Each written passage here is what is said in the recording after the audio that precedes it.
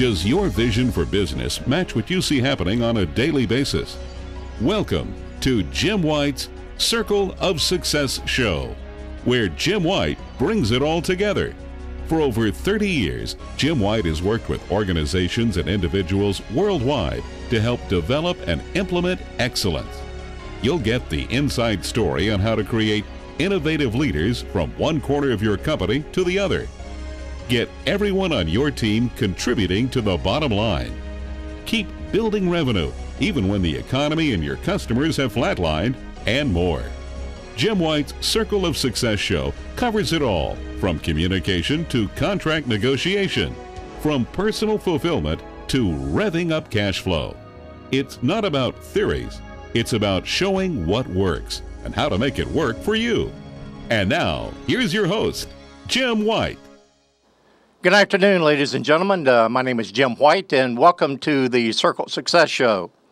We have a fantastic show for you today, and for all the viewers, this is show number 1, so we're very excited to be able to come into your homes each and every Monday at 1 p.m. on Comcast 19 KYMB TV, and we're streaming live at jlwcos.tv.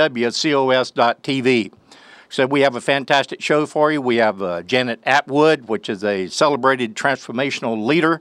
Janet has shared the stage with Holiness Dalai Lama, Sir Richard Branson, Stephen Covey, and just numerous other transformational leadership individuals.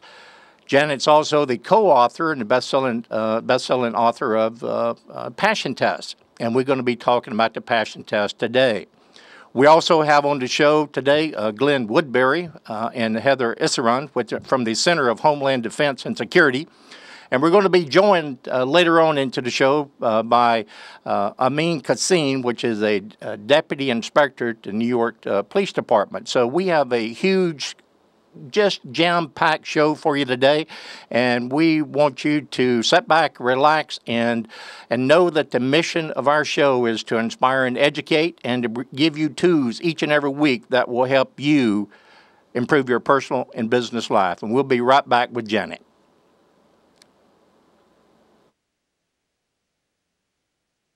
This segment is brought to you by 12 O'Clock High Leadership and Management Summit.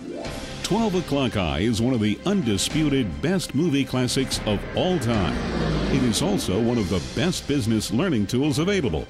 The movie rated #1 by top executives for its influence on their management styles. Now, the inspiration of the 12 O'Clock High Leadership and Management Summit, an innovative one-day event and 30-day follow-up where you will quickly see what's working and not working on the front lines of your company and in your own leadership style. Learn more at 12high.com. That's 12high.com.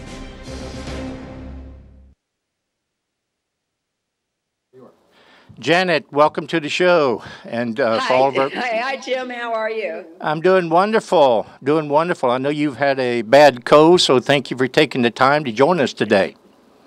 It's okay. I'm still following my passion, even in spite of the cold. I tell you what, I see you. Isn't technology wonderful? And all of our viewers know that we are get you in by Skype Live, so you never know with live TV. So should something happen, we'll do our best to make it right immediately. So thank you for that. You're looking wonderful. Thank you. And congratulations on the, shall I put this up here just for you? You see this? It's the cover of O Magazine, right? That's right. Hey, look at that. How did you pull that off? You know, we didn't pull it off. They called us. Are you ready for that? Oprah called you and said, Janet, I've got to have you on my cover. Well, it wasn't Oprah, but it was one of her people, and they found us and asked us to be part of their special feature, which we are so excited about. Well, and so deserving as well. I tell you what, you and Chris, by the time we get through with our 2 segments, everybody's going to know how much I love you guys. And I really appreciate you being on the show. And this is our inaugural show, and so we're very, very excited for that. Passion Test. What is it? Share with our viewers. Okay, What is it? Short answer. It's one exercise after the other, after the other, after the other, that gets people so crystal clear on what it is that they choose to create in their life. It starts to show up. And that's what the passion test is all about. It's an incredible tool. We call it a system. Save yourself time, energy, and money to be able to live the life of your dreams and give your gifts to the world. I tell you, how is it being received, especially the day when we have, depends on what numbers you look at, but 14 million unemployed, I think it's closer to 20 million unemployed. How's the passion test working with people out in the workplace to help them go out and find jobs? I mean, how's that working? You know, it's working all over the place, and the reason why it's working is because one of the things that we say and talk about in the passion test is when you are clear, what you choose to have show up in your life will, but only to the extent that you're clear, that clarity is power. And what the passion test enables people to do is really zero in on what is it that are their strengths, what is it that are their gifts, so that they can, show up as the best of who they are. And as a matter of fact, here we've got this downturn in economy, right? But the passion test has had its very best year. And this last year and this year, look out, I'm not kidding you, Jim. It's just a screaming year. And that's because people have also really realized that as the economy is showing us all, anything can happen at any time.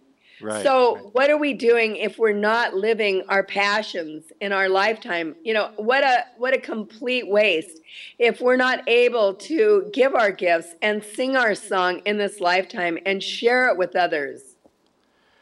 And you just came back from were at a conference recently. Can you share what that conference is about? And I'm sure you and Chris both were there speaking in regards to the passion test. Tell us more about what you just concluded. It was an incredible conference. It was called the Experts Academy Association, and it consisted of experts in all different fields of speaking and authors and, you name it. Dr. Daniel Amin, who is a regular on the Oprah show now, and the Right. massive brain expert of the world. He Right. was one of the speakers. And Jeff Walker, who is the top internet marketer in product launches of the world. He was one of the speakers. These were all experts in their area, and we were asked to come as the expert in passion and helping people to align with the things that matter most to them. So it was a really big deal. We're also the founding members of this association. We've been asked to be the founders, which we're really excited about. And, I know why they asked us. The passion test is the #1 tool being used all over the world to help people align with the things that matter most to them. And, in answer a little more to the question that you asked about, all of these people in this downturn economy, one of the things that we've noticed, and it's really clear to us, is that the universe is benevolent. And you know that, Jim, and every moment is a gift. And that gift can look two different ways. You can either be getting your you-know-what kicked Right. if you're not in alignment with the things that you care about, with the things that are your gifts, or you're experiencing a very joyful life. And for everyone listening, what we found is it's really a choice, that what you put your attention on grows stronger in your life. And there's a whole system to the passion test, a whole formula for living a passionate life, and it's available to each and every person. And that's why passion test is doing so well, because people are following this formula and just hitting home runs, Jim, in spite of the fact that their next door neighbor might be wondering when are they going to end up on the street. Well, on our radio show, Janet, for the past few weeks, we've been addressing that very thing, and the reason I wanted to have you to come and talk about the passion test because it's so important that you really dig deep to determine that passion and that purpose you have in life. If you do not have clarity to that passion and that purpose, you're just the old cliche, you're like a boat without a rudder, right? And it's so important today to... Absolutely. You know, there's a book, and I think you've read it. It's called Success Built to Last. Yeah. And in that great book, what the authors did was they went and interviewed over 200 highly successful people, like Lance Armstrong and the great cyclist and President Jimmy Carter and Michael Dell from Dell Computer. And they went very deeply into these interviews. And what they found was that all of these people who are living long-standing success over 20, 30, 40 years, were all choosing consistently in favor of the things that they cared most about. And it's really very important that people hear this, because it's not that they were born with a silver spoon in their mouth, was it, Jim? Nope, absolutely not. They were not, and I think that is so important, Janet, because there are so many people that's watching the show today that may be concerned about how are they going to make the mortgage next month, and that's a very challenging questions and times that we have. But I think what you and other gurus are doing around the world is spreading this message of hope, inspiration, and not to be a victim. I think that's a big thing. You cannot be a victim. You cannot change what you don't have control of. So, but what you can do in these very challenging times is to really dig deep and come up with that passion and that purpose, and then put a strategy behind it to move forward. Is that basically support the passion test as well, Janet? Absolutely. And what I would say is that, you know, when you can take the things that people comment to you about, when you can take your skills that you naturally have, when you can take those things that you've gone to school for, and you align them with your passion, and you put it all together, that's when you can hit a grand slam. Right. Janet, when we got to take a quick break. When we come back, I want to, my favorite word, drill down on this more. So if you'll bear with us, and to all of our viewers, we'll be right back.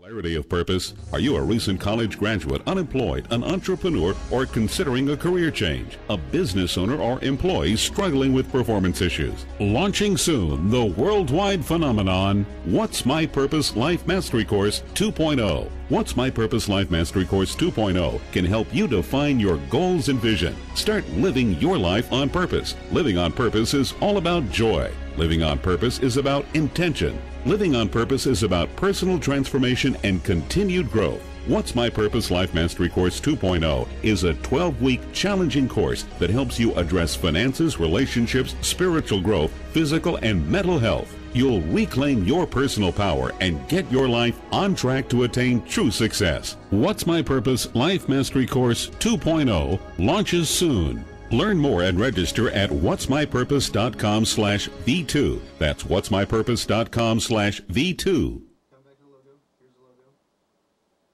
And we're coming back to you guys. And here we go. Janet, we're back. Janet Attwood, the best-selling author, co-author of the Passion Test. And Janet, if you had an opportunity to view that piece that we just played, you know that you had a big part of that, What's My Purpose, right? Absolutely. And that's the reason I wanted to play it here. You and Chris, and I recall a few years back that we were in Washington at a book event, and that's the time that you introduced me to Jack Canfield, and we got in a corner and talking, and Jack said, put a cover on it and publish it. So that's what we did in 2007. So that was a tribute to you and Chris and all the people that helped make that So wonderful. So I wanted to just to share that with our viewers that you guys not only do your work, but you do a great job of supporting other people's works as well. So thank you for that. Thank you, Jim. You know, one of the things that was a message at the Experts Academy Association was not to hold on to your gifts, Right. but to give everybody everything you've got, that from abundance is created. And so that's a real message for everyone. You know, don't hold on to your knowledge, being afraid to share it with other people, but just give it to everyone. And whatever you give out will come right back to you. And that is just the way it is. And, you know, for everyone listening, Jim, I don't expect them to, you know, believe. I say be their own test tube, right? Yeah. Take the passion test, this simple test that you can't fail, and see for yourself, once you start to put your attention on the things that you choose to create in your life, how your life starts to become. I tell you, how can people take the test? You got a website that you can share with our viewers? Yeah, absolutely. And there's so many different ways. Of course, they can come to any one of our seminars, and they're on the website under calendar. They can also find a passion test facilitator. We have over 900 facilitators now in over 28 countries all over the world. And on the website, there's a place where it says support. They can go and they can find a facilitator in their area, and they can contact them, or they can take the passion test online.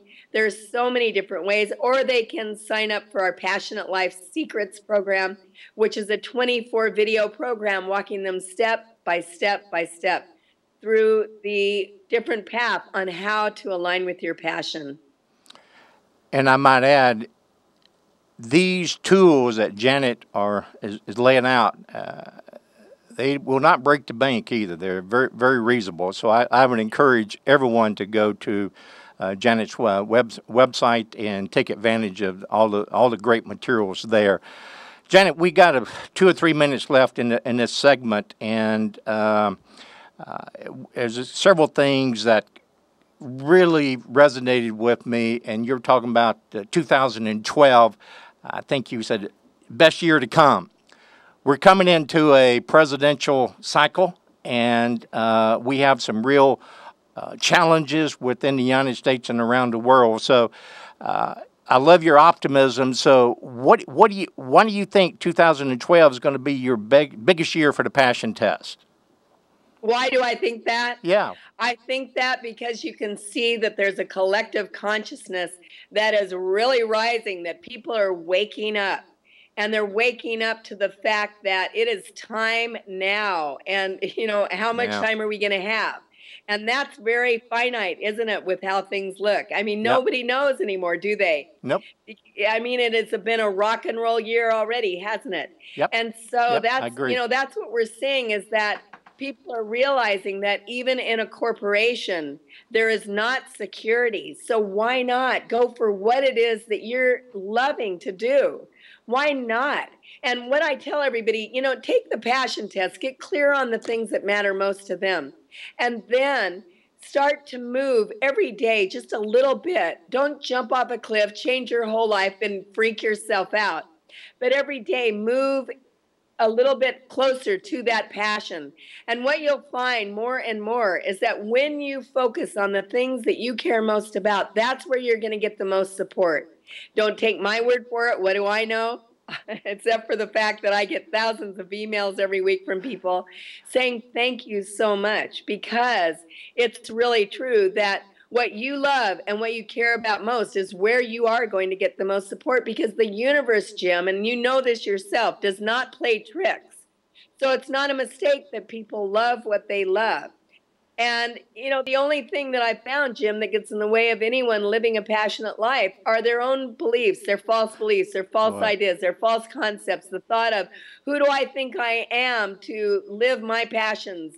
And, you know, it's time to just stop the talk and walk the walk and reclaim your power. And how do you reclaim your power? You reclaim your power by saying no more. It's my time, and it's my time to go out and do the things that I care most about, that are really important to me.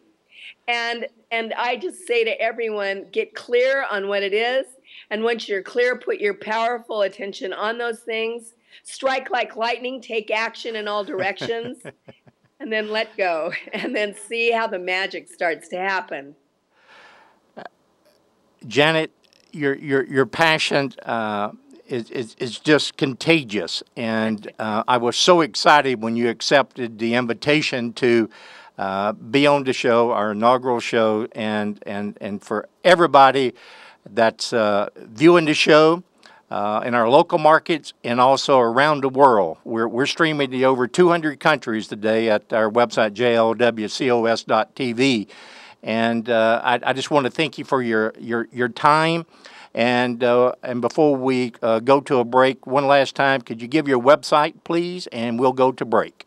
I'd love to, Jim. www.thepassiontest.com. And a sidebar, Jim, we're also giving the passion test to a whole group of vets when they're coming home. And I want to talk to you about that. Boy, I want to talk to you more about that. You know, that's one of my passions. One of the things I know, that sweetheart. I know. So we got to talk about that one, huh? Yeah, we sure do. And I think it's okay for my wife, for me to say I love you. Thank you so much. And you're just wonderful. And I miss you and can't wait to see you. Thank you, Jim. I'm honored, and I love you to pieces, too. And tell your wife I love her as well, so she'll know what we're talking, okay? She sure will. Bye-bye. Bye.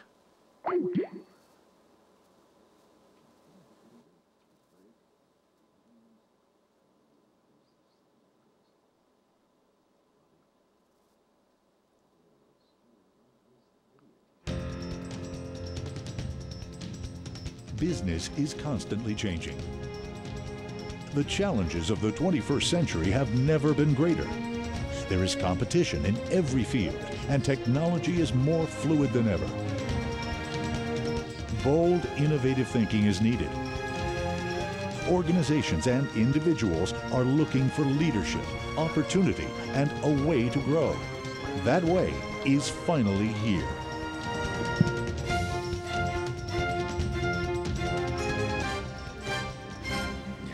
I love teaching. I love sharing. I love sharing from the heart, connecting what I call the heart to the head. Hundreds of companies and thousands of people have been inspired by one man.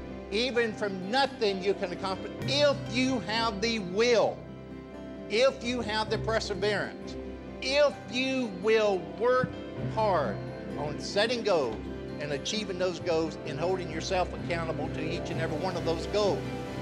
Jim White has dedicated his life to inspiring excellence in people. A+. The man was knowledgeable. He had lived everything he talked about. He was extremely sincere. He was succinct, and he was inspirational.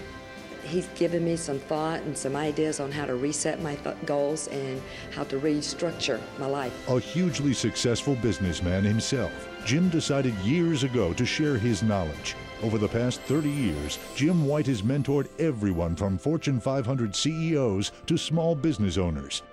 He has helped numerous companies and individuals achieve their financial and personal goals. His circle of success is a blueprint for excellence and achievement. I got the strong feeling that Mr. White was speaking from a huge amount of experience built up over the decades, which I think adds a lot of dimension to this kind of a seminar. Wants to make you get up and do something tomorrow about changing your life. J.L. White International is a management consulting and leadership development organization. Through workshops and one-to-one training, Jim and his staff have inspired audiences all over the country and have been able to achieve remarkable results by focusing on human capital and designing customized solutions to increase revenue and productivity.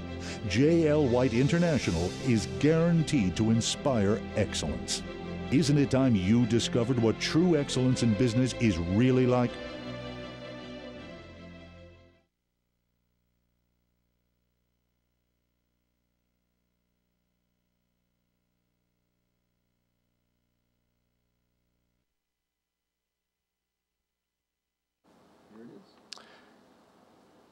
Welcome back.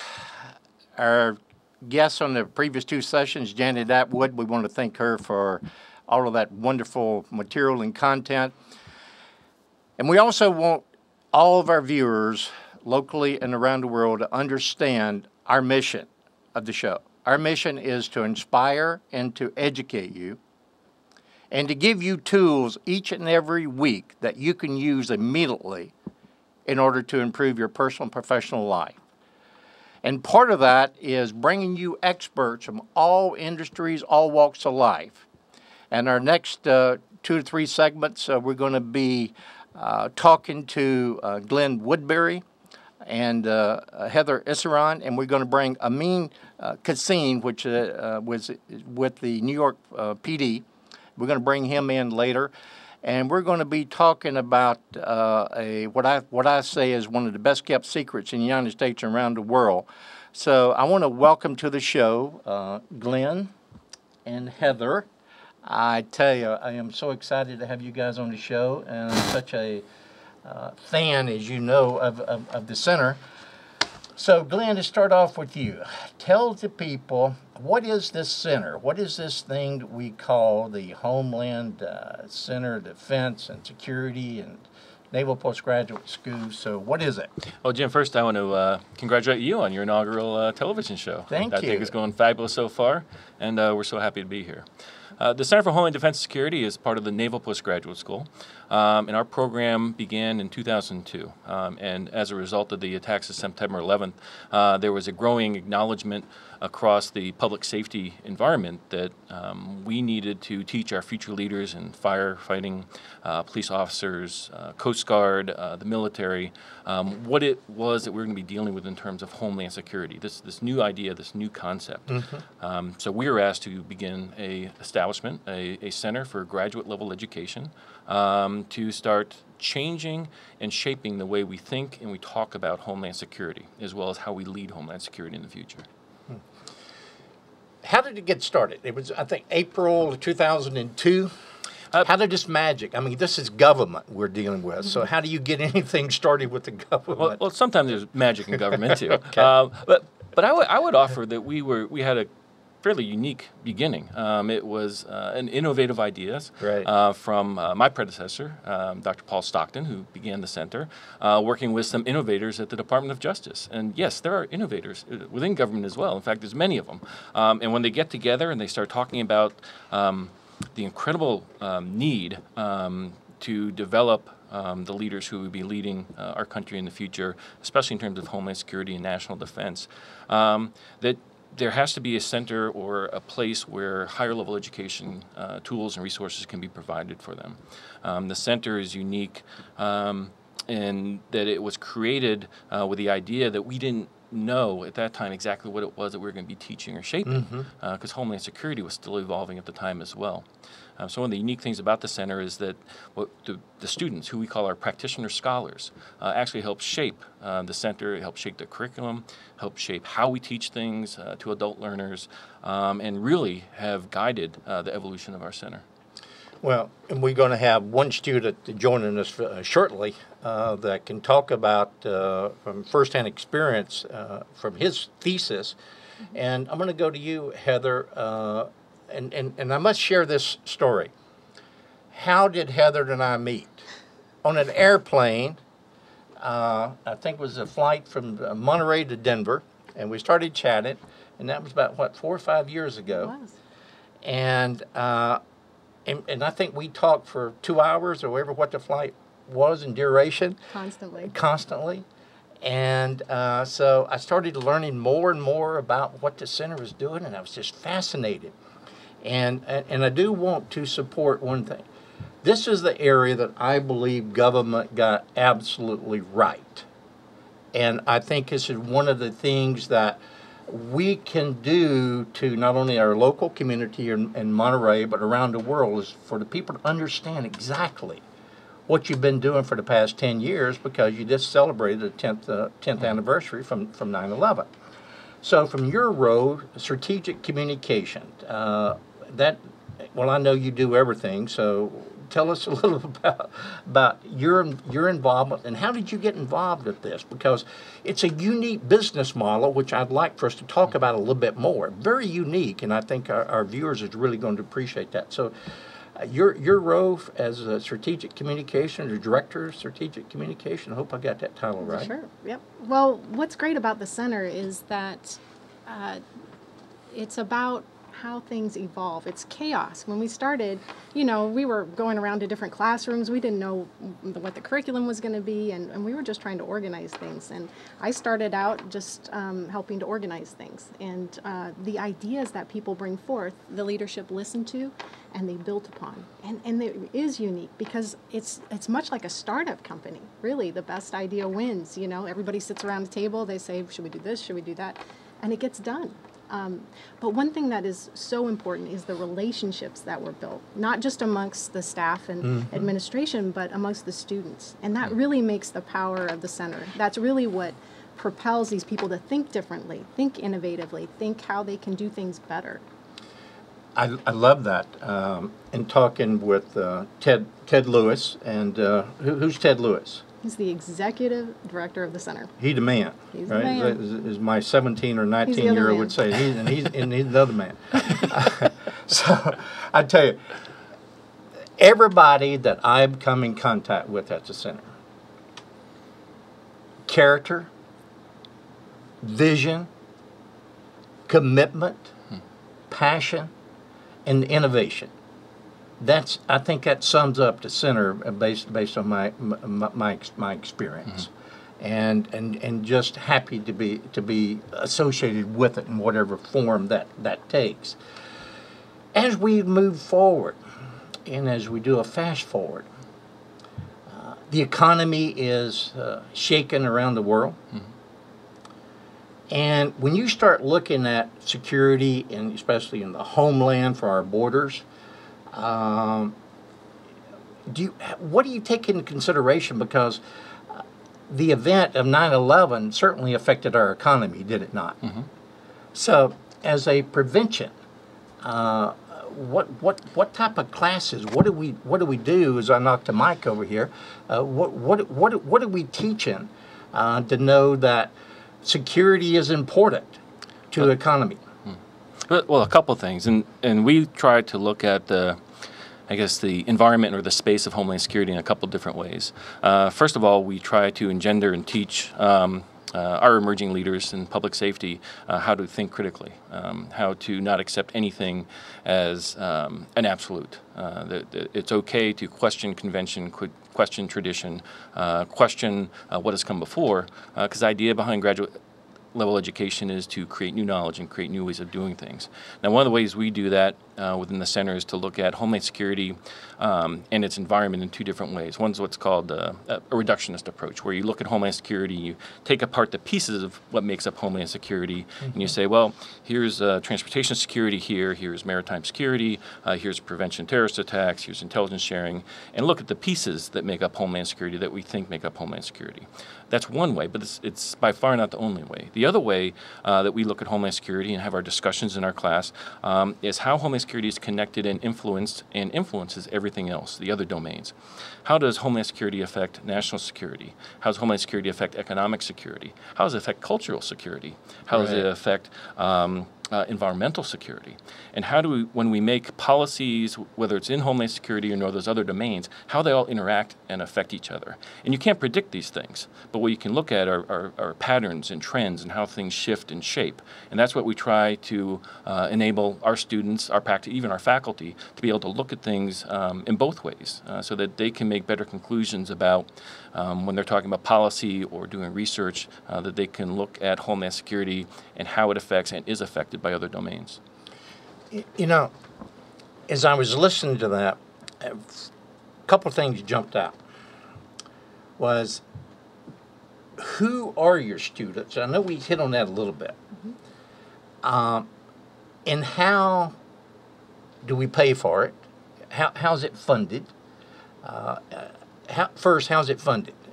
How's your program funded? Our program is sponsored by the Department of Homeland Security through FEMA's National Preparedness Directorate. So students who come to our program, if they're Department of Homeland Security employees or government employees from state or local, tribal, territorial levels, are fully sponsored in the program through Department of Homeland Security. Selection process? How do you... You have to really want to be in the program because it's a very arduous process because it is sponsored so that, travel, tuition, lodging, everything is covered. But it's very competitive.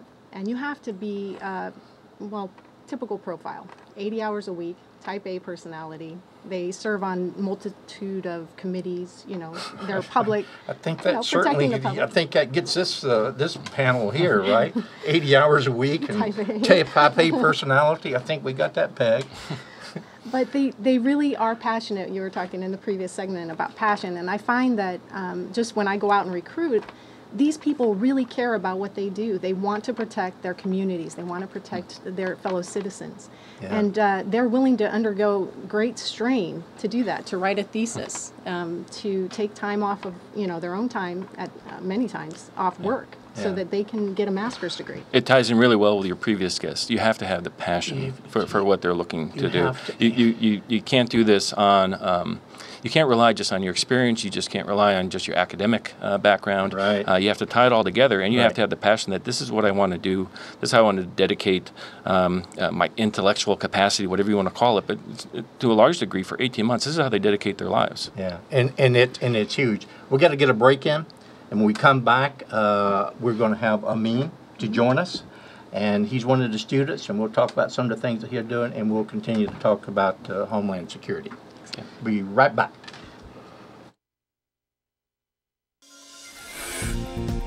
This segment is brought to you by Circle of Success, a dynamic, year-long intensive management and leadership development process designed to help individuals and organizations reach their goals quickly.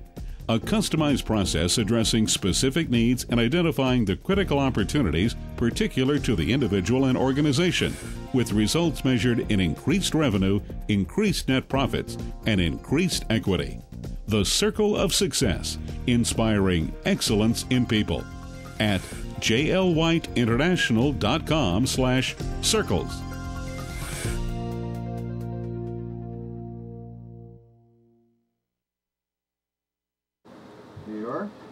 We're back with Glen Woodbury and Heather Issvoran with the Center of Homeland Defense and Security. And momentarily we're going to be joined by an agency, New York Police Department, a small agency that we have in the United States. And it speaks to the commitment of education and one of the programs that came out of the thesis of one of the students that's going to be joining us shortly, Amin Kosseim. So when we have him live, just let us know. Until we do, is continue to talk about the selection process and how rigid the process is. Because I just learned something on Saturday from the radio show I did with one of your other colleagues, Rodrigo. You're working full time, and you're carrying this full course load, right? Right. That's true. And the process, you have 2 deadlines a year, May 1st and December 1st. But it's you have to write 5 essays, you have to, submit your transcripts and letters of recommendation from your agency. Like Amin, his agency sponsored him. They gave him permission to go away to Monterey from New York.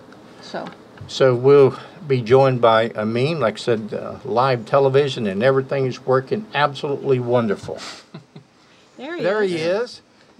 Good afternoon. Good afternoon. How are you doing, sir? I'm doing fine, and yourselves? We're doing absolutely wonderful.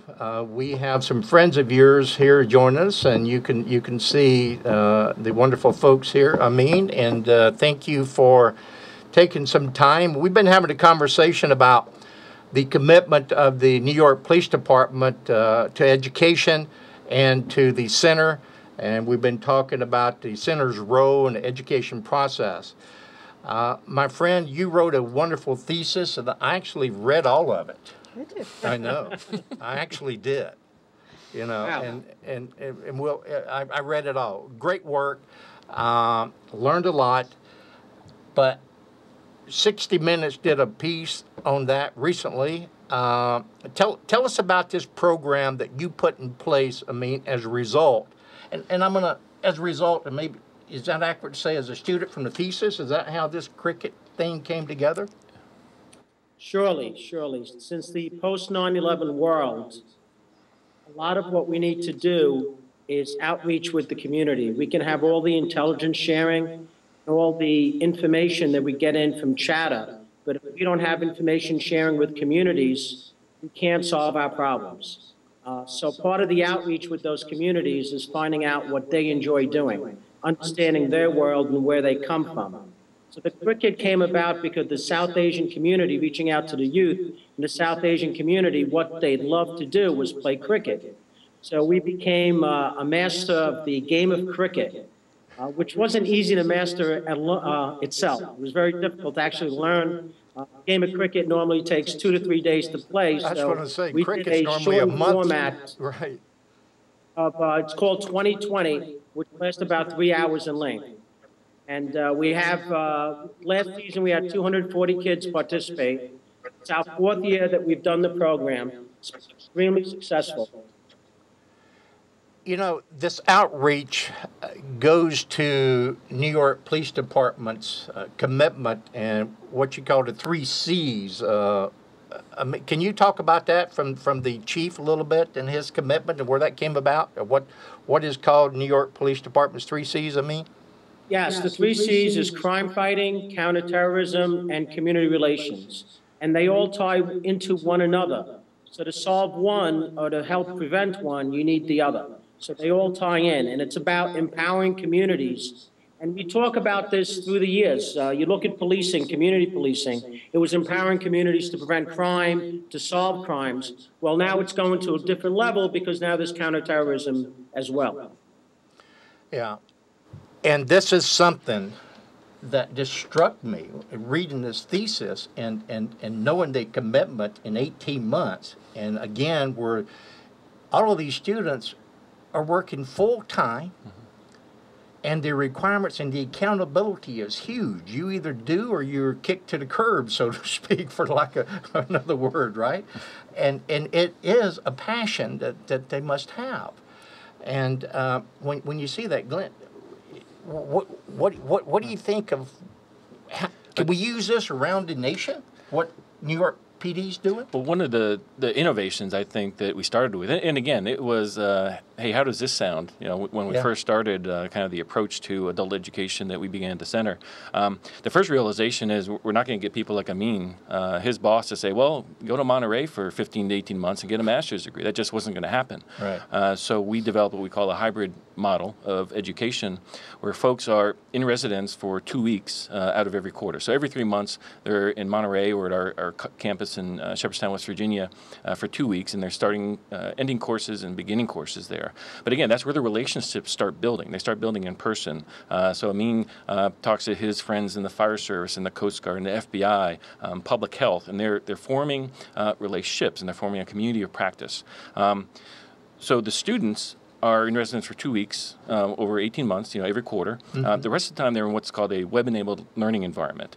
It's not what people tend to understand as distance learning. Distance learning is generally, not always, but generally a one-way. Here's the information, take it, read it, take the test, and that type of thing, and feedback. Right. Our web-enabled environment involves collaborative workshops, policy papers that are shared across the web, what's called asynchronous conversations, where they can come online, enter a conversation, and then leave. Because all of our students are across the country, so they'll be having conversations throughout the week. But they don't have to all come together for, let's have a conference call type of thing. So they'll have time to based on their schedules.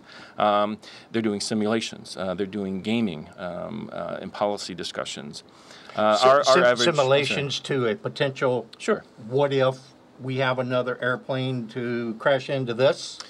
Right. An example I would use, and Rodrigo was here on your radio show on Saturday, one of the simulations we have is the border. One group of students within the class would play the role of, say, a drug cartel. Got it. Another group would play the role of Homeland Security or Border Patrol or local, state, or federal actors. And what they would do is that they don't move little pieces on a chessboard so much as they have policy discussions. So the government people say, well, this will be our policy on the border.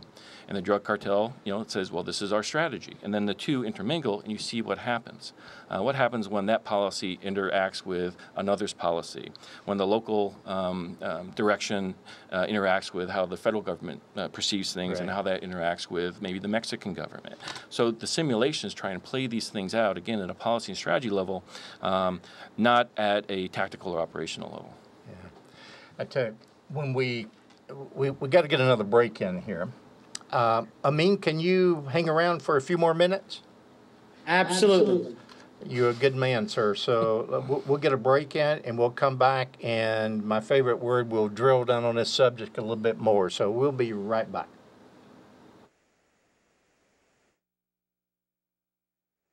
This segment is brought to you by 12 O'Clock High Leadership and Management Summit.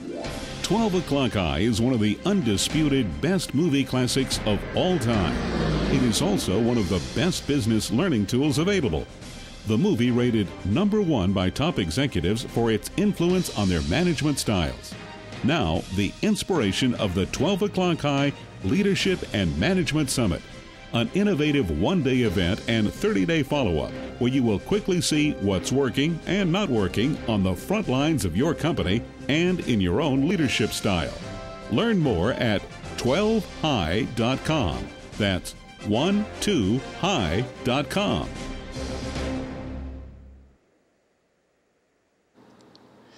We're back with Glen Woodbury and Heather Issvoran, and Amin Kosseim is joining us via Skype from the New York Police Department.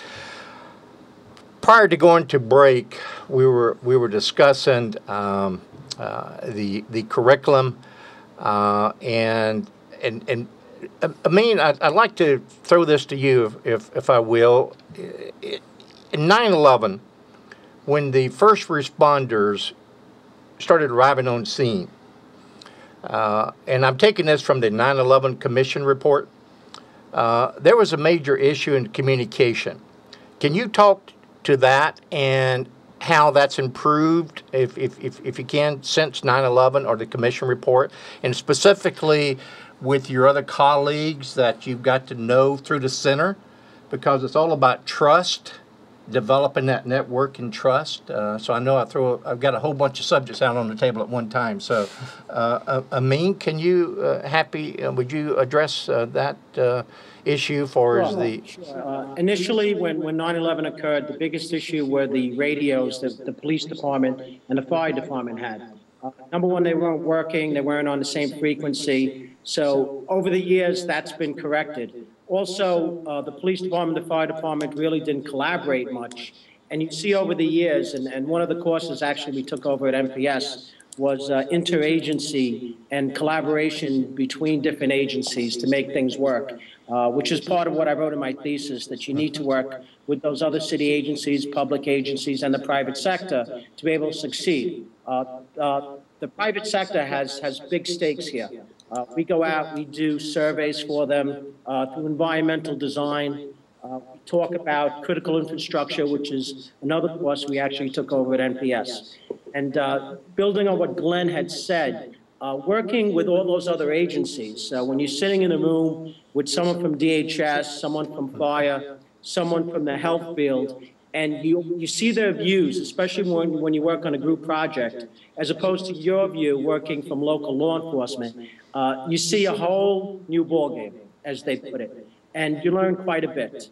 And that was one of the best parts of being in the program, is being able to learn from your colleagues. And aside from the excellent professors that they had there teaching the different courses, and then when you were doing the online work, all the posting you had to do, which was quite a bit. This was my second master's program, and my first master's program felt like a high school diploma compared to this, to be honest with you.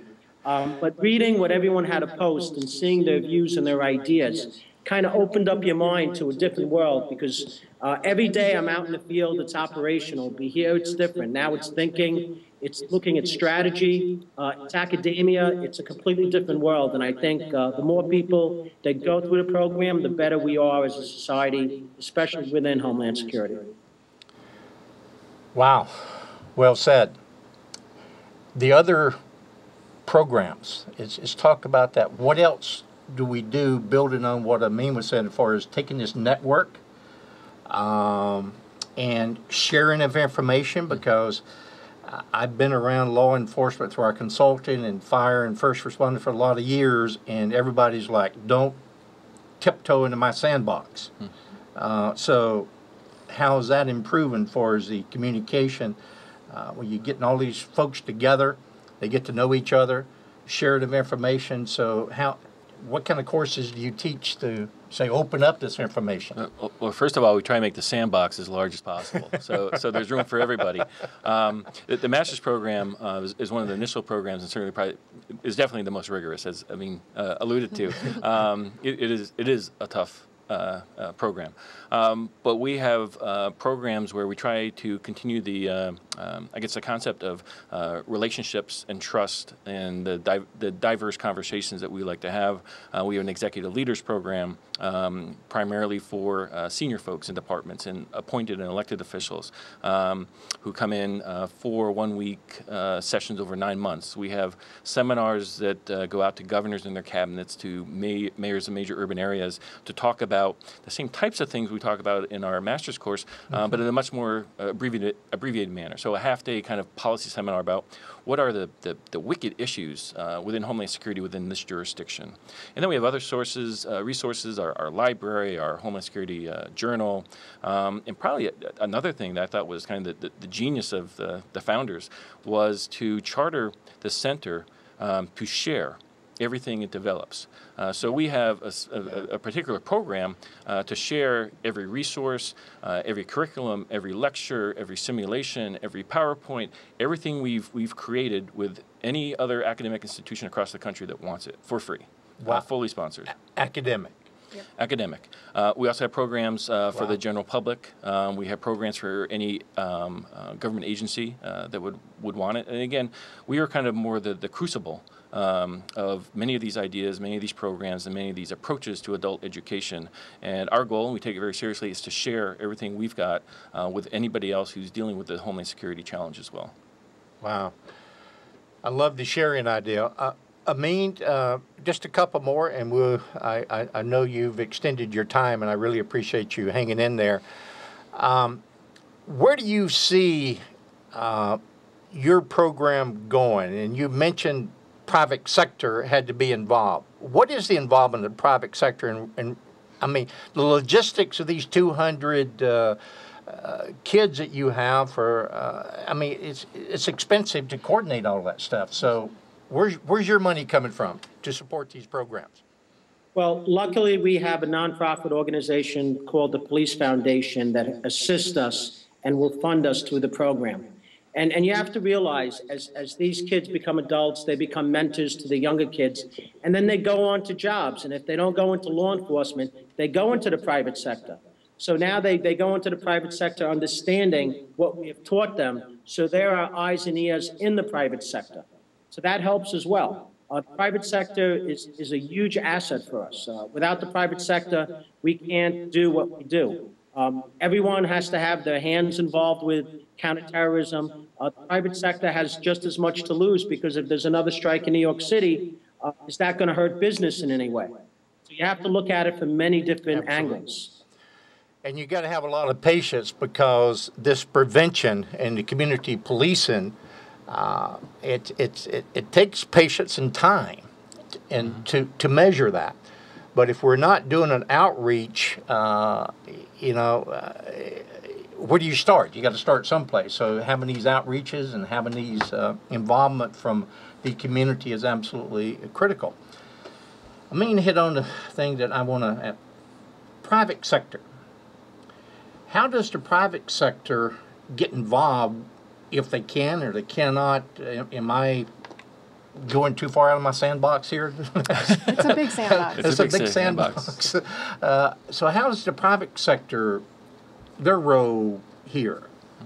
Do you want to talk about it? Yeah. You go. Okay. Couple ways. The private sector, certainly any of the resources that we have online, any of the programs we have online, for the most part, they can draw those and become partners as well. the master's degree program itself, at this time, is not available to the private sector. It is a Department of Defense installation. It's chartered to serve the government. But again, there are 250 plus universities and colleges out there that are using our curriculum that are available to anybody. Private sector, private citizen, whatever. Our executive program does allow private sector folks in, and we are looking for more and more folks from, I don't want to just say the security realm, because I think that's too narrow, but from the policy realm within the private sector that would have an interest in Homeland Security and requirements within Homeland Security. And when I say requirements, I don't mean regulation. I mean they see their own requirements having something or some interface with Homeland Security.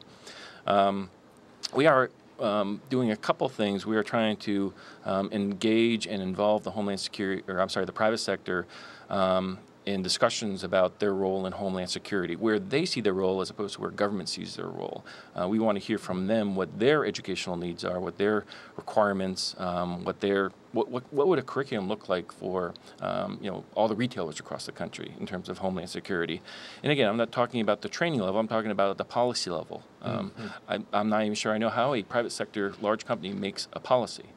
So that would be an interesting thing to bring in to teach government. Well, that's another show. So okay. There's a great opportunities. They always need these great ideas to create these wonderful shows. So I think it would be. Wouldn't it be interesting to come around the table and have that discussion with the leaders of the private sector? And I know you're having this discussion on a daily basis. Well, I have to say that this is such an exciting time for us, because it's just like, it reminds me of beginning the center and watching the Founding Fathers kind of put everything together. This is how we can do that with the private sector. So every idea is open. The sandbox is huge, and it's time to get busy. Because the budgets are small. People are going to have to collaborate more and more over time. It's just not going to get easier. Okay. Well, ladies and gentlemen, I want to thank Glen and Amin and Heather for being with us today, and have a standing invitation to come back anytime. So we got to take a break, and we'll be right back. Stay tuned.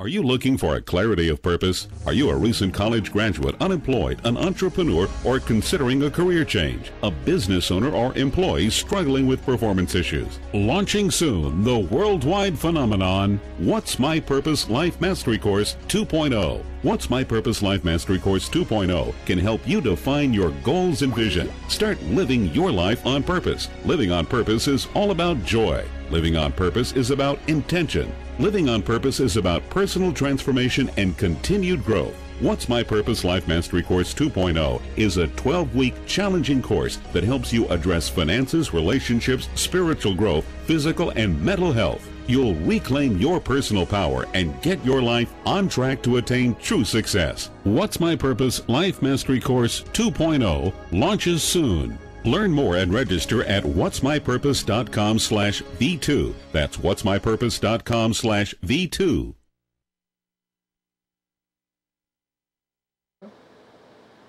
Thank you. We're back. Wow, what a great show thus far. It's time just flies. I want to thank Janet Attwood for her great insight, and also Glen Woodbury and Heather Issvoran and Amin Kosseim for sharing a great resource that I believe is one of the best kept secrets in the United States and around the world. As I said, this is our inaugural show, and our purpose, and I know I've said this 2 or 3 times, but as we get to know each other better, you'll hear that I say things over and over and over, only to share and make a point. Our commitment here at KYMB TV Comcast 19 and at JLWCOS.TV is to bring tools and strategies so you can improve your business and personal life in a positive way. And we're going to accomplish that mission by bringing experts from all walks of life and all industries and all professions. So Next week, we have a great guest, and please make it a great week, and I will see you next Monday on KYMB TV, Comcast Channel 19. This has been Jim White's Circle of Success Show. Please visit our website, jlwcos.tv. Join us next time as Jim White brings it all together on Jim White's Circle of Success.